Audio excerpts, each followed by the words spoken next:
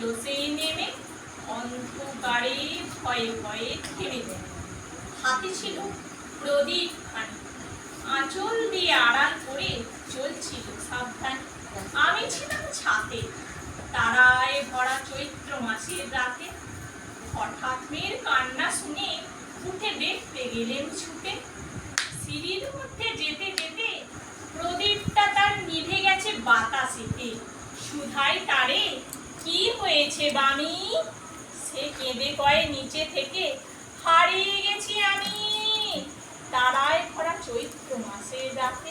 ফিরে গিয়ে ছাতে মনে হলো আকাশ পানে চেয়ে, আমার বামির মতোই যেন অমনি কে এক মেয়ে। নীলাম্বরের আঁচলখানি ঘিরে